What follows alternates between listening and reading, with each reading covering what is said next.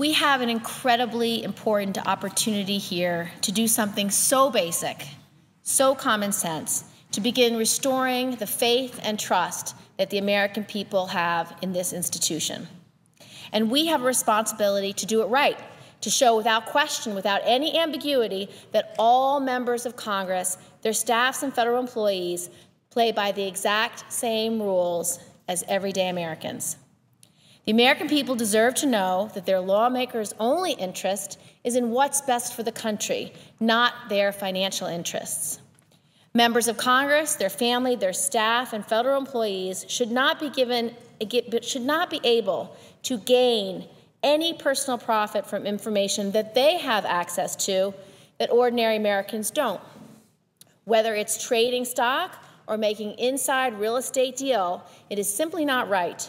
Nobody should be above the rules. The common sense bill before us would finally codify this principle into law as it should be.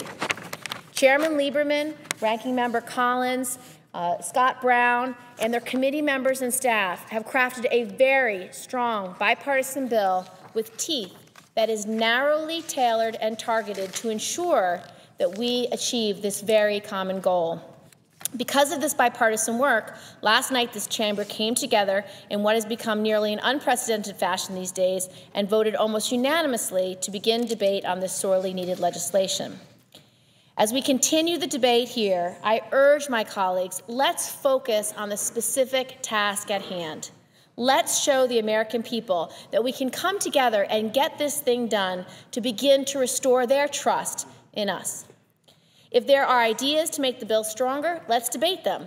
But let's not get bogged down in the politics as usual with non-germane side issues that will prevent us from swiftly moving on an up or down vote the American people expect of us. We're already starting in a strong position with our colleagues in the House. This Stock Act legislation is very similar to legislation introduced by my colleague in the New York delegation, Congresswoman Louise Slaughter, and Congressman Tim Walz. I want to thank them for their long-standing advocacy and focus and leadership on this important issue. Our bill, which has received the support of at least 7 good government groups, covers several very important principles. First, members of Congress, their families, their staff, and federal employees should be barred from gaining any personal profit on the basis of knowledge gained through their congressional service or from using knowledge to tip off anyone else. This bill will, for the first time, establish a clear fiduciary responsibility to the people that we serve. This simple step removes any present doubts as to whether the SEC and the CFTC are empowered to investigate and prosecute cases involving insider trading of securities from using this non-public information. It also provides additional teeth. Such acts would also be in violation of Congress's own rules to make it clear that this activity is inappropriate and subject members to additional disciplinary members by this very body. Second, members should be required to disclose major transactions within 30 days to make this information available online for their constituents to see, providing dramatically improved oversight and accountability. We should be able to agree these reports should be available in the light of day and not stored in some dusty back room.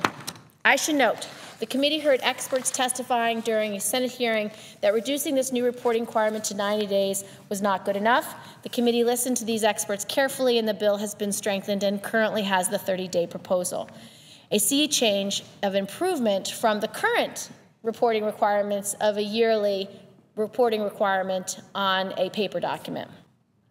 Some critics say this bill is unnecessary and already covered under current statutes. I have spoken with experts tasked in the past with the investigations of this nature, and they strongly disagree. We must make it clear as day and unambiguous that this kind of behavior is illegal. President Obama asked us in the State of the Union, send him the bill, he'll sign it right away. We should not delay. This is the time to act. Let us show people who send us here that we can come together and do the right thing.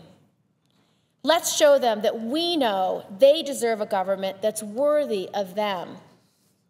We have an opportunity to take a step toward restoring some of the faith that's been lost in Washington and in this institution. I urge my colleagues to seize this opportunity.